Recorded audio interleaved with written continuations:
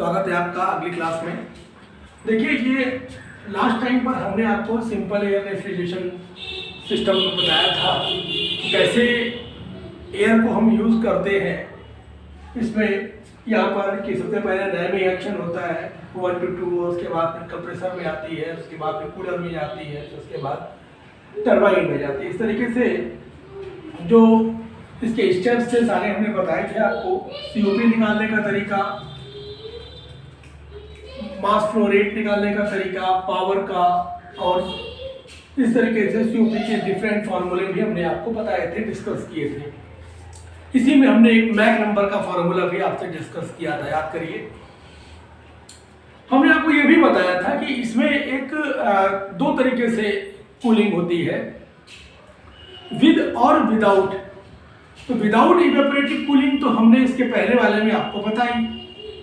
अब with evaporative cooling के बारे में हम इसमें बात करने जा रहे हैं। क्या होती है विद इवेपोरेटिव कूलिंग? देखो, इवेपोरेटिव कूलिंग का मतलब ये होता है कि जो ये कूलिंग हो रही है इसमें थोड़ा सा हम और ज़्यादा इस पर कूलिंग कर सकें, कि जो हम केबिन का जो यहाँ पर केबिन में जो एयर जा रही है उसका टेम्परेचर हम और थोड़ा सा कम कर सकें।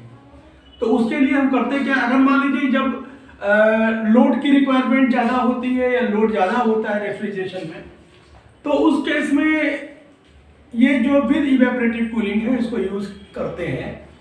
कैसे करते हैं जरा वो समझ लीजिए। देखिए, यहाँ पर होता ये है कि ये जो स्टेज है, स्टेज 4, इसी स्टेज 4 में हम करते ये हैं कि स्टेज 4 के बाद यहाँ पर एक हम यहाँ पर बॉटल ले लें या चैम्बर ले लें या एक बड़ा सा। तो यहाँ पर हम करते ये हैं कि एक इस जगह पर लिक्विड नाइट्रोजन या ईथर जैसा लिक्विड भर देते हैं। तो लिक्विड नाइट्रोजन या ईथर जैसा लिक्विड जो होता है वो यहाँ पर भर दिया जाता है। तो जब यहाँ पर भर दिया जाता है तो अब होता ये है कि जो एयर आती है वो पहले यहाँ पर आती है नीचे, और यहाँ पर अपनी हीट को जो है, जो भी अभी क्योंकि क्या है यहाँ पर भी ये अभी और ठंडा होने की संभावना तो है ही इसमें। तो क्या होता है कि यह यहाँ पर अपनी हीट को जो है लूज करेगी, और जो ये लिक्विड होता है, चाहे वो ईथर हो जाए, जैसे हम यहाँ लिख लेते हैं, ये ईथर हो सकता है या लिक्विड नाइट्रोजन हो सकता है। तो ईथर या लिक्विड नाइट्रोजन टाइप का लिक्विड यहाँ पर भर दिया जाता है। तो जो क्या होता है वो फिर जब ये हीट को गेन करता है तो इवेपोरेट हो जाता है, और इवेपोरेट हो जाता है तो क्योंकि इससे क्या किया, इससे हीट ले लिया, ये इवेपोरेट हो जाएगा, और ये जो एयर होती है अब और ठंडी होकर के यहाँ से ये एयर निकलती है और यहाँ पर आती है ये टरबाइन के लिए। तो इसका मतलब टरबाइन में अब जो एयर जा रही है उसका टेम्परेचर जो है अब यहाँ से और लूज हो गया। पेज डायग्राम वगैरह देखे ध्यान से। तो अब जो टेम्परेचर था, अब बजाय यहाँ 4 रहने के और टेम्परेचर लूज हो गया। तो अब जब एक्सपेंशन होगा टरबाइन में तो इस तरीके से एक्सपेंशन होगा, आइसेंट्रोपिक एक्सपेंशन फिर से मान के चलते हैं। तो अब जो ये एक्सपेंशन आ रहा है ये 5 ये एक्सपेंशन जो आया वो 5 तो अब यहाँ पर क्या हो गया, देखिए अब जो रेफ्रिजरेशन इफेक्ट आएगा वो अब यहाँ से लिया जाएगा, ना कि यहाँ से। तो अब हमारी जो एक्चुअल साइकिल है ये नहीं है। तो अब हमारे पास जो आया वो क्या आ गया, अब देखिए इसको हटा देते हैं यहाँ से। तो अब हमारा ये रेफ्रिजरेशन इफेक्ट जो होगा इसमें बढ़ जाएगा, कि अब जो एयर जाएगी केबिन में अब वो 5 से होकर के जाएगी। यहाँ पर जो आ गया ये 4 आ गया, प्रोसेस वही रहा सारी चीजें। तो इस तरीके से आपने देखा कि कैसे हम, तो इसमें जो ये लिक्विड होता है वो क्या होता है कि वो इतना भरा जाता है कि जितनी देर की फ्लाइट होती है, क्योंकि अगर मान लीजिए 1 घंटे की फ्लाइट है या 2 घंटे की फ्लाइट है, तो 2 घंटे की फ्लाइट के हिसाब से यहाँ पर इसके अंदर लिक्विड फिल किया जाता है। 2 घंटे जाएगी तो 2 घंटे तक जो एयर आएगी वो इसके थ्रू ये उससे कांटेक्ट में आती आएगी और ये इवेपोरेट होता जाएगा। तो 2 घंटे के बाद फिर से इसकी रिफिलिंग होती है। तो इस तरीके से इसका एक टाइम होता है कि कितने टाइम इसकी क्वांटिटी और टाइम, उसी हिसाब से टाइम के हिसाब से क्वांटिटी ली जाती है। तो इसमें क्या है कि अब जैसे अगर मान लीजिए Q टन ऑफ रेफ्रिजरेशन है इसकी रिक्वायरमेंट, तो Q ton of refrigeration load है इनसाइड द केबिन। तो अब उस केस में हम फॉर्मूला जैसे पुराना वाला था वैसे ही निकाला है ये। तो MA बराबर हो जाएगा 14,000 Q upon CP T6 minus, अब यहाँ पर जो रेफ्रिजरेशन इफेक्ट आएगा वो T6 माइनस T5 डैश हो जाएगा।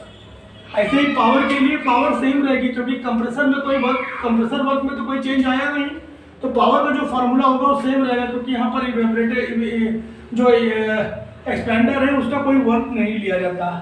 COP के बारे में बात करें तो COP भी वही रहेगी 14,000 Q अपॉन ये चीज इस तरीके से, क्योंकि यहाँ पर क्या है कि आप देख रहे हैं कि जो ये यहाँ पर इस तरीके से देख रहे हैं मास फ्लो रेट ये आ जाएगा इसका, और मास फ्लो रेट भी उसी तरीके से आप देखेंगे अगर ट्यूटर ऑफ रेफ्रिजरेशन का, तो ये निकालने का जो तरीका है वो इस तरीके से आपने देखा। देखिए मास फ्लो रेट यहाँ पर कम हो जाएगा, जब ये डिफरेंस बढ़ जाएगा, जब डिफरेंस की वैल्यू बढ़ जाएगी तो मास कम मास फ्लो रेट पे ही जो है वो उतनी क्यू की जो रिक्वायरमेंट है, क्यू लोड की रिक्वायरमेंट वो पूरी हो जाएगी। तो यहाँ पर ये आया, अगर मान लीजिए कि इनिशियल जो इवेपोरेंट का मास है वो Me था, एक फॉर्मूला और बढ़ेगा, if Me is equal to initial mass of evaporant मतलब ये जो ईथर या लिक्विड नाइट्रोजन आपने इसके अंदर भरा है वो, अगर वो Me है उसका इनिशियल मास, और उसमें जो है अगर मान लीजिए उसकी latent heat of evaporation HFG इसी इवेपोरेंट की, वो लेटेंट हीट ऑफ इवेपोरेशन ये किलो जूल पर केजी में हमने लिया। अगर मान लीजिए HFG से हम लिखें तो उस केस में हम कुछ फार्मूला जो इसका हमने बोला था कि कितने समय के लिए, अगर मान लीजिए T समय के लिए फ्लाइट है तो उस केस में हम कैसे इसका फार्मूला बनाएंगे, तो ये चीज़ आ जाएगी। ये चीज़ जैसे मान लीजिए कि Me इंटू ये किलो जूल पर केजी में है, तो HFG ये बराबर हो जाएगा Q, ये हीट रिमूवल रेट है, ये heat removal rate into time, तो Q बराबर क्या हो गया, हीट रिमूवल रेट, इसमें आ जाएगा किलो जूल पर आवर में, और अगर किलो जूल पर सेकंड में लेंगे या मिनट में लेंगे तो टाइम उसी हिसाब से चेंज हो जाएगी, और टाइम इसकी हो जाएगी आर में, तो T क्या हो जाएगा आर, तो ये चीज़ आ जाएगी। तो या फिर आप कितना मास लेना चाहते हैं इवेपोरेंट का, यहाँ से आप निकाल सकते हैं। ये हो जाएगा QE into T upon HFG, ये लेटेंट हीट ऑफ इवेपोरेशन है, और यहाँ से आप ये मास निकाल लेंगे, इतने केजी मास आप भरेंगे तो वो जो है जहाँ पर जितनी देर के लिए आप चाहें उतनी देर के लिए ले जा सकते हैं, टाइम के हिसाब से फिलिंग होती है। तो कुल मिलाकर के ये बात यहाँ पर आई आपको समझ में, ये हमने बताया कि जब विदाउट इवेपोरेटिव कूलिंग होगी तो यहाँ पर ये यहाँ पर लिक्विड नहीं भरा जाएगा, ये वाला पोर्शन यहाँ से आप डिलीट कर दीजिएगा। अगर विद इवेपोरेटिव कूलिंग है तो लिक्विड नाइट्रोजन या ईथर का एक यहाँ पर लिक्विड और भरा जाता है जो इवेपोरेट करता है। तो इतनी बात आपको अच्छे से समझ में आ गई।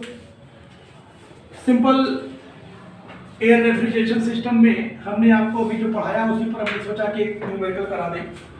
सिंपल सा एक न्यूमेरिकल है, तो क्या है न्यूमेरिकल, जरा आप पढ़ते हैं पहले आप समझिए उससे है क्या चीज। करा एक simple air cooled system is used for an aeroplane having a load of 9 tons. वहां पर जो रिक्वायरमेंट है 9 टन लोड की रिक्वायरमेंट है, सबसे पहले समझ में आया।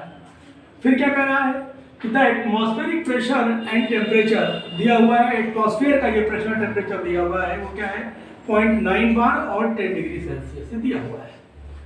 ड्यूरिंग रैमिंग के समय जब pressure increases to 1.013 bar, ramming होती है तो उसके बाद आपको पता है रैमिंग एक्शन के थ्रू जब एरोप्लेन की स्पीड होती है उसके कारण रैमिंग एक्शन हो जाता है। तो वहाँ पर जो उसका प्रेशर है वो पहले क्या था 0.9 बार जो एटमॉस्फेरिक प्रेशर था, वहाँ से बढ़ करके ये 1.013 बार हो जाता है। In the heat exchanger, the temperature of the air is reduced by 55 degree Celsius. वो तो जब हम पहुँचेंगे वहाँ पर तो रिड्यूस करना पड़ेगा, तो हीट एक्सचेंजर में टेम्परेचर तो रिड्यूस होगा ही होगा। The pressure in the cabin is 1.01 bar and the temperature of the air leaving the cabin is 25 degree Celsius.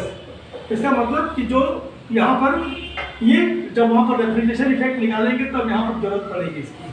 कह रहा है power required to take the load of cooling in the cabin, जो पहली चीज निकालना है ये चीज, और COP ऑफ द सिस्टम निकालना है। फिर कह रहा है assume that all the expansion and compressions are isentropic, the pressure of the compressed air is 4 bar. सबसे पहले ऐसा करते हैं कि इसकी जो है हम फिगर बनाते हैं। फिगर बनाने में देखिए, फिगर बनाने में क्या है कि सबसे पहले हम इसका टीएच डायग्राम एक बनाते हैं।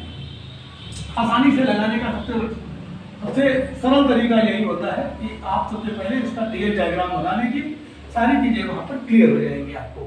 तो सबसे पहले जो देखिए यहाँ पर क्या है कि हम इसमें ये कांस्टेंट प्रेशर लाइन बनाए। सबसे पहले ये एटमॉस्फेरिक के लिए है, एटमॉस्फेरिक प्रेशर और टेम्परेचर सबसे कम था। उसके बाद रैमिंग एक्शन पे आ जाएंगे, रैमिंग पर आ जाएंगे, रैमिंग के बाद फिर जो है नहीं, फिर केबिन का प्रेशर आ जाएगा। केबिन का जो प्रेशर है वो केबिन का प्रेशर 1.01 है, और रैमिंग का प्रेशर जो है वहाँ तक इससे ज़्यादा है, तो रैम प्रेशर इससे ज़्यादा है, और कंप्रेसर का प्रेशर 4 बार इससे भी ज़्यादा है।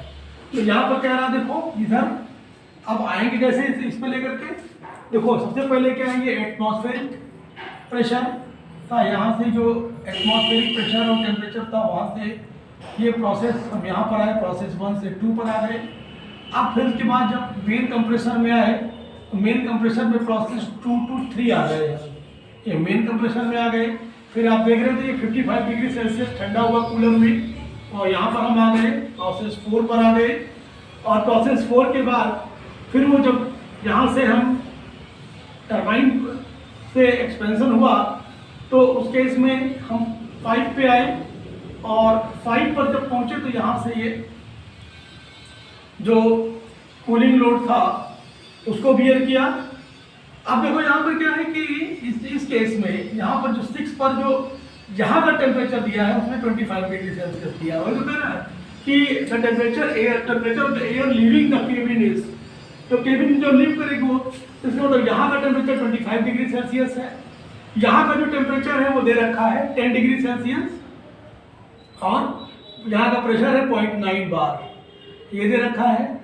ये जो यहाँ का प्रेशर है वो 1.01 बार है, यहाँ का प्रेशर जो है 1.013 बार यहाँ का प्रेशर है। ये रैमिंग के बाद ये केबिन का है, आप देख रहे हैं केबिन का जो प्रेशर है वो ये वाला है। तो ये केबिन का प्रेशर है यहाँ पर केबिन, और ये एम्बियंट है, ये एम्बियंट है। तो इस तरीके से इसका टीएच डायग्राम बन गया। तो यहाँ पर जो दिया हुआ है गिवन, आइए लिख लेते हैं यहाँ पर।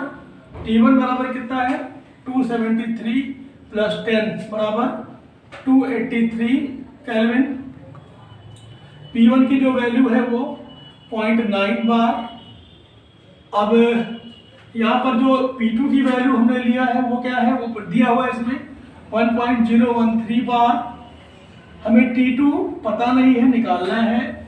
T2 नहीं पता है तो हमको T2 भी नहीं पता है, T3 भी नहीं पता है, T3 भी निकालना है, T3 भी निकालना है। तो अब हम आगे कैसे करेंगे इसे, यहाँ से पहले हम इसमें प्रोसेस 1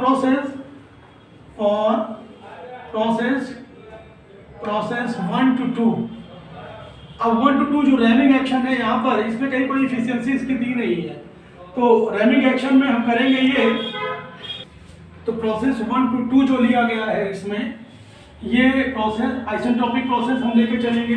तो फॉर्मूला थर्मोडायनेमिक्स वाला ही लगा के चलते हैं। T2 upon T1 is equal to P2 upon P1 की power gamma minus 1 upon gamma. Process isentropic, तो दोनों की बातें कर रहा कि दोनों प्रोसेस आइसेंट्रोपिक हैं, तो हम इस तरीके से ले लेंगे। तो ये बराबर हो जाएगा, P2 की वैल्यू क्या है 1.013 अपान 0.9, P2 अपान P1 1.4 माइनस 1 अपान 1.4। जब इसको सॉल्व करेंगे आप, तो सॉल्व करने पर जो T2 की वैल्यू है, T2 की वैल्यू क्या आती है 292.6 केल्विन, ये T2 की वैल्यू आ गई। तो टेम्परेचर T2 पता नहीं था, वो पता हो गया। अब ये मेन कंप्रेसर पे जब जाएगी तो यहाँ पर भी जो कंप्रेशन का प्रोसेस है वो हम आइसेंट्रोपिक प्रोसेस मान के चलेंगे। इसको भी दिया ही हुआ है, यहाँ पर कोई इफिशियंसी दी नहीं है, एफिशिएंसी 100% दी हुई इसका मान के चलेंगे। तो कोई इफिशियंसी ना दी हुई हो तो उसको 100% मान के चला जाता है। हम आपको बताएंगे कि जब इफिशियंसी दी हुई हो तब कैसे इसको सॉल्व करते हैं। तो फॉर प्रोसेस 2 to 3, अब 2 to 3 प्रोसेस में ये कंप्रेसर वाला है ये, तो T3/T2 सेम फार्मूला ऐसे लगाएंगे, P3/P2 की पावर गामा -1/गामा। तो ये P3 की जो वैल्यू है वो 4 बार दिया हुआ है, यहाँ पर आप देख लीजिए ये 4 बार दिया हुआ है, तो ये 4 बार ये हो गया। तो 4/P2 की जो वैल्यू है वो हो जाएगी 1.013, 1.4 - 1/1.4। तो जब इसको सॉल्व करेंगे तो यहाँ से जो T3 की वैल्यू है वो आएगी, T3 की वैल्यू कितनी आती है, तो इस तरीके से आपने देखा कि कैसे ये टेम्परेचर यहाँ का आ गया। मतलब यहाँ से अब जो एक्सिट टेम्परेचर आया कंप्रेसर का वो आ गया 433 केल्विन या 160 डिग्री सेल्सियस। अब कह रहा है कि इन हीट एक्सचेंजर, ये हीट एक्सचेंजर का जो प्रोसेस है वो यहाँ 3 से 4 तक का है। ये क्या हो जाएगा, the temperature of the air is reduced by 55 degree Celsius. तो हीट एक्सचेंजर का जो प्रोसेस है, तो प्रोसेस 3 to 4, तो जो यहाँ पर हीट रिमूव हुई और यहाँ से हमको अगर T4 निकालना है, T4 हमको पता नहीं है, तो इस केस में क्या हो जाएगा, T4 बराबर हो जाएगा, तो वो यहाँ का जो टेम्परेचर था 160 डिग्री सेल्सियस था और इसमें से 55 डिग्री सेल्सियस हीट क्या हो गई, कम हो गई। तो डिग्री सेल्सियस पे अगर हम केल्विन में बनाएंगे क्या हो जाएगा 273। तो यहाँ पर अगर करेंगे तो जो T4 की जो वैल्यू आएगी वो कितनी आएगी, 378 केल्विन। तो सॉल्व करेंगे तो 378 केल्विन आ जाएगी। तो इसका मतलब T4 भी हमारे पास आ गया। तो हमारे पास अब देखिए यहाँ से हमने T2 निकाल लिया, T3 निकाल लिया, T4 निकाल लिया और हमको T5 निकालना है। तो T5 के लिए हम फिर से हम यही वाला फार्मूला अप्लाई करेंगे। तो प्रोसेस 4 to 5, तो ये हो जाएगा यहाँ पर T4/T5 is equal to P4/P5, T4/T5, बाकी सारे टेम्परेचर्स आपको पता है। T2 की वैल्यू यहाँ हम लिख लेते हैं 292.6 केल्विन, ये T2 आ गया। T3 की जो वैल्यू है वो आई है 433 केल्विन, ये T3 आ गया। T4 जो आया है वो आया है 378 केल्विन, यहाँ से T4 आ गया। सारी वैल्यूज यहाँ पर हमने लिख ली ताकि हमको जो है फिर से आसानी हो अगर इसको सॉल्व करेंगे तो देखिए जरा आगे यहाँ पर हम इसको जो सॉल्व करते हैं, अब ये एक्सपेंडर का प्रोसेस है जहाँ पर एक्सपेंशन हो रहा है टरबाइन में। तो अब ये P4 की जो वैल्यू है वो P4 प्रोसेस, ये जो है हायर प्रेशर 4 बार वाला, तो 4 आया केबिन के प्रेशर तक, केबिन के प्रेशर तक आया 1.01 बार तक आया, 1.4 - 1/1.4। इसको सॉल्व करने पर जो T5 की वैल्यू आएगी, T5 की वैल्यू आती है, ये T5 की वैल्यू है वो 255 केल्विन। अब जो हमको सॉल्व करना है 255 केल्विन T5 की वैल्यू आ गई। चलो ठीक है, ये पे लिखा रहने देते हैं इसको। तो पहला कि जो आपको यहाँ पर दिया हुआ है कि 9 टन ऑफ रेफ्रिजरेशन के लिए पावर कितनी रिक्वायरमेंट, पावर की रिक्वायरमेंट कितनी होगी, और सीओपी सिस्टम की सीओपी, तो उसके सबसे पहले हमको जब तक मास फ्लो रेट नहीं निकालेंगे तब तक नहीं आएगा। तो मास फ्लो रेट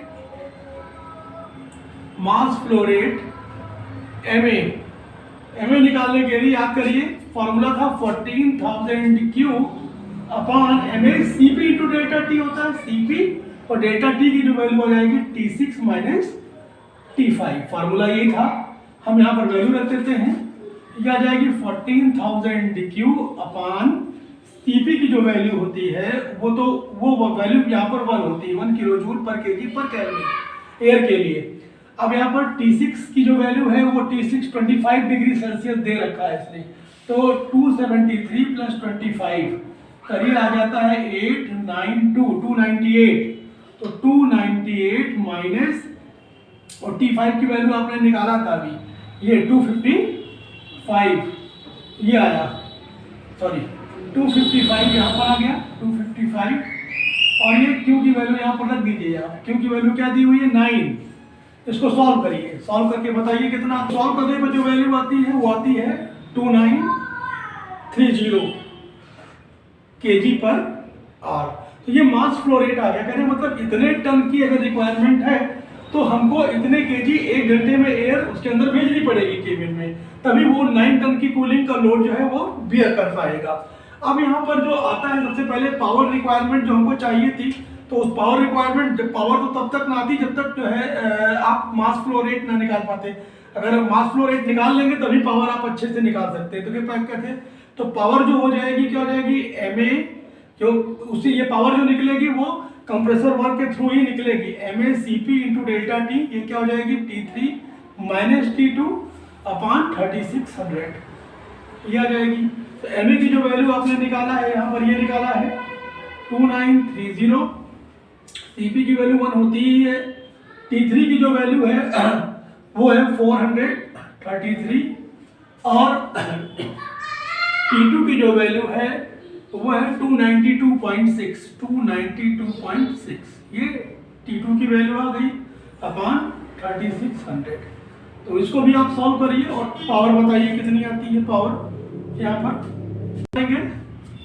तो सॉल्व करने पर वैल्यू सारी रख दिया हमने यहाँ पर, तो उसको सॉल्व करने पर आता है 114.28 किलोवाट। तो इसमें जो है पहला आंसर हमारा ये आ गया कि कितनी पावर की रिक्वायरमेंट होगी, तो पावर की रिक्वायरमेंट होगी 114.28 किलोवाट, इतनी पावर चाहिए हमको।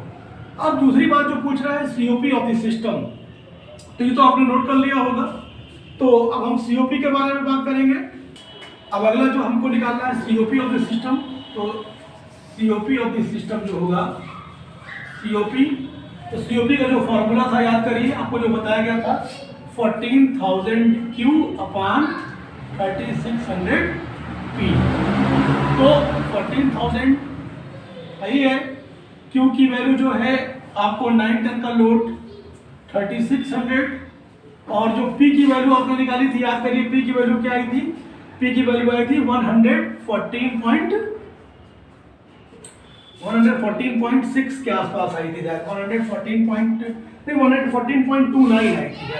थी, 114.29 किलोवाट आई थी। इसको सॉल्व करिए, सॉल्व करके बताइए हमको कितना आता है।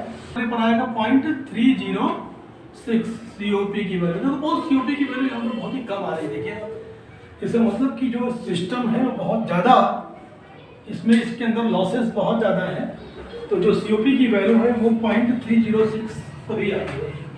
तो आपको समझ में आ गया होगा। अगर मान लो कि कभी भी ऐसे भी न्यूमेरिकल्स अभी हम आगे भी करवाएंगे, तो कभी कभी ऐसा होगा कि जो सीओपी, जैसे मान लीजिए कि जो इफिशियंसी है, ये तो पूरा क्वेश्चन लग चुका है। अब इस क्वेश्चन को थोड़ा सा हम इसको समराइज करते हैं, इसमें थोड़ा सा और इसके मॉडिफिकेशंस को हम देखते हैं।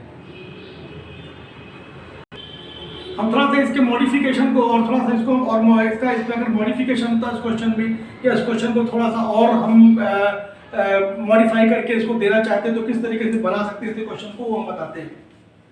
हो सकता है वो कहता है कि ये कोई लिक्विड भरा जाता है, इवेपोरेटिव लिक्विड भर दिया जाता है और 10 घंटे की फ्लाइट है और उसके लिए HFG की वैल्यू दे देता है।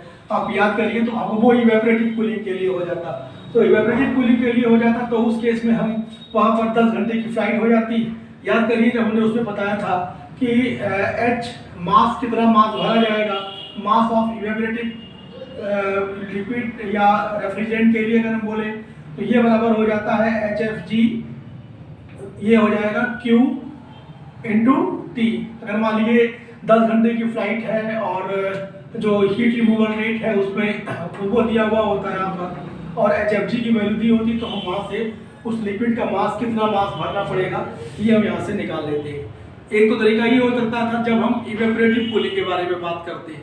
फिर देखो अच्छा, अगर मान लो कि कहता कि कंप्रेसर की जो इफिशियंसी है, अब यहाँ पर क्योंकि कुछ नहीं दिया हुआ था कि कंप्रेसर की इफिशियंसी के बारे में या एक्सपेंडर या जो है टरबाइन की इफिशियंसी के बारे में कोई यहाँ पर चर्चा नहीं की गई थी, तो तो जो टरबाइन की और कंप्रेसर की इफिशियंसी है वो हमने 100% मानी है ना। तो यहाँ पर जो एफिशिएंसी है वैसे 100% होती नहीं है। जो क्वेश्चंस आगे हम अभी कराएंगे, अब इसके बाद जितने भी क्वेश्चंस कराएंगे उसमें आप देखिएगा कि टरबाइन की और कंप्रेसर की इफिशियंसी अलग अलग दी हुई होगी। तो जब इफिशियंसी जब भी कभी दी होती है, हमेशा आप ध्यान रखिए, तो उस केस में जो प्रोसेस होता है वो एग्जैक्ट इस तरीके से नहीं चलता कि जब इफिशियंसी उसकी दी हुई होगी तो उस केस में जो जैसे मान लीजिए कि यहाँ से एक्शन होता है तो वो जो फाइनल टेम्परेचर है वो बढ़ जाता है। कहने मतलब वो जो कर्व होगा, वो जो एक्चुअल प्रोसेस होगा, वो शिफ्ट जो होगा वो राइट हैंड साइड शिफ्ट होता है। जैसे मान लीजिए कि ये वाला ये तो कंप्रेसर का प्रोसेस था, तो वो प्रोसेस अगर कंप्रेसर की इफिशियंसी दी हुई होती तो वो 2 to 3 ना जा करके वो 2 to 3 डैश आता है। तो हम यहाँ से फिर टेम्परेचर 3 डैश ये फाइंड करते, 3 फाइंड करते उसी तरीके से जैसे जो अभी हमने इस वाले क्वेश्चन में किया है, और उसके बाद फिर 3 डैश फाइंड करते इफिशियंसी वाला फॉर्मूला लगा करके।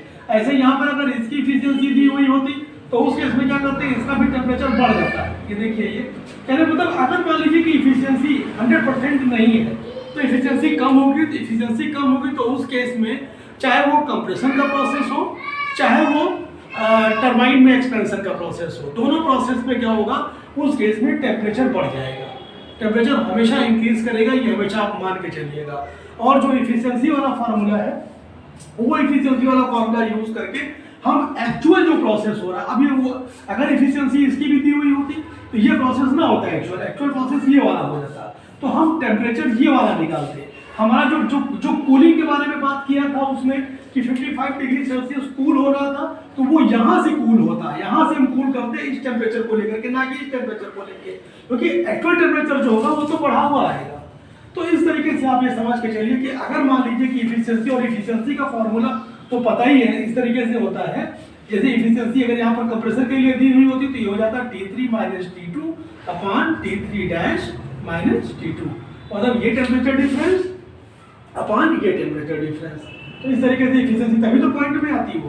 तो इस तरीके से करके हम यहाँ से सॉल्व करते, सारी वैल्यू T3 T2 T3 तो निकाल ही सकते थे, और जो आइसेंट्रोपिक प्रोसेस वाला फॉर्मूला था या पॉलीट्रोपिक वाला फॉर्मूला, अगर पॉलीट्रोपिक प्रोसेस दिया होता तो उससे निकाल सकते थे। तो यहाँ पर क्या हो जाता है, यहाँ से हम T3 डैश के लिए सॉल्व कर लेते, ये आ जाता। ऐसे ही हम T5 डैश के लिए सॉल्व कर लेते, और बाकी रेफ्रिजरेशन इफेक्ट जो निकलता है फिर यहाँ से निकलता है। तो कुल मिलाकर के आपने देखा कि ये जो क्वेश्चन था वो कैसे सॉल्व किया गया, और सिंपल विदाउट इवेपोरेटिव कूलिंग में कैसे इसमें यहाँ पर हम सोल्यूशन निकालते हैं। देखो क्या है कि कॉन्सेप्ट तो वही है, पुराना कॉन्सेप्ट, वो कॉन्सेप्ट कहीं चेंज नहीं होगा, चाहे वो रेफ्रिजरेशन इफेक्ट का कॉन्सेप्ट हो, चाहे वो सीओपी का कॉन्सेप्ट हो। पावर जो होती है, कुछ लोगों को ये कहना है कि सर वो जो है एक्सपेंडर की पावर हम यहाँ पर क्यों नहीं लेते, या टरबाइन की जो पावर को हम माइनस क्यों नहीं करते, या तो क्योंकि वो तो आप देख रहे थे। तो उसमें होता ये है कि जब भी कभी ऐसी कंसिडरेबल पावर होगी और कभी इसके बारे में भी बताया जाएगा कि नेट वहाँ पर जो है नेट वर्क डन निकालना है, तो उस केस में हम माइनस कर सकते हैं, लेकिन वो रिक्वायरमेंट बोली जाएगी या उस तरीके का क्वेश्चन वहाँ पर आपको कहा जाएगा, तब होगा। अदरवाइज इस तरीके की चीज़ें यहाँ पर नहीं होगी, है ना। तो इस तरीके की चीज़ें हमेशा आप मना करके चलिएगा कि देखो, हमेशा मान के चलिएगा। और जो इसमें हमेशा ध्यान रखिएगा, फिगर जब बनाएंगे तो फिगर में हमेशा एरो जरूर लगाइएगा, और एक्चुअल प्रोसेस पर ही एरो दिखाया जाएगा। अगर एफिशिएंसी 100% है, इसको आप नहीं दिखा रहे तो एरो यहाँ लगना है, लगना ही लगना है। और उसके बाद अगर मान लीजिए एफिशिएंसी दे रखी है कंप्रेसर की या टरबाइन की, एक्सपेंडर की, तो वो जो एक्चुअल प्रोसेस होगा वहाँ पर एरो लगेगा, ठीक है। और सारे कैलकुलेशन वहाँ से होंगे। ये बात बहुत विशेष ध्यान रखें, क्योंकि बच्चे क्या करते हैं, दोनों जगह एरो लगाए जाते हैं, वो गलत है। दोनों जगह एरो नहीं लगाना, जो एक्चुअल प्रोसेस होगा वहां पर आपको एरो लगा करके दिखाना है, ठीक है। उसके बाद क्या है कि विद और विदाउट इवेपोरेटिव कूलिंग में थोड़ी सी बातें और समझने की जरूरत। देखो होता ये है कि जो ये विदाउट इवेपोरेटिव कूलिंग है वो तो ठीक है, लेकिन विद इवेपोरेटिव कूलिंग में जब फ्लाइट जो होती है वो 45 मिनट या उससे कम की फ्लाइट होती है, तो ज़्यादातर जगहों पर इस तरीके से, अब तो खैर इतना ज़्यादा नहीं इस प्रचलन में है, अब तो ये खत्म हो रहा है धीरे धीरे। अब तो वेपर कंप्रेशन ने जगह ले ली है और एडवांस रेफ्रिजरेशन सिस्टम आ गया है जो सेफ होते हैं, सिक्योर होते हैं। लेकिन होता ये था कि जब 45 मिनट से कम की फ्लाइट होती थी तो उस केस में हम इवेपोरेटिव लिक्विड यूज़ करते थे, लिक्विड नाइट्रोजन या ईथर टाइप का। और नहीं तो अगर उससे ज़्यादा की फ्लाइट होती थी तो उस केस में होता ये था कि हम फिर जहाँ पर रुकते थे रोक करके कहीं पर जैसे मान लीजिए कहीं पर एरोप्लेन रुका तो वहाँ पर फिर से उसकी फिलिंग करनी पड़ती थी। जहाँ पर जो भी स्टेशन अगला स्टेशन आएगा वो पर्टिकुलर स्टेशन के बाद या फिर ये देख करके कि आगे जितना खाली हुआ उतना फिर से फिल कर दिया जाए, फिर 45 मिनट के लिए वहाँ पर वो उसका पीरियड बढ़ जाएगा। तो इस तरीके से लेकर के चलते हैं। फिलहाल अब ये फिलहाल प्रचलन में नहीं, लेकिन ये है कि सीखना जरूरी है आपको एयर रेफ्रिजरेशन सिस्टम किस तरीके से होता है। अगला प्रोसेस जो हम आपको बताने जा रहे हैं वो बूट स्ट्रैप का बताएंगे। ठीक है, वो अगले मिलते हैं अगले वाले सेशन में। Thank you.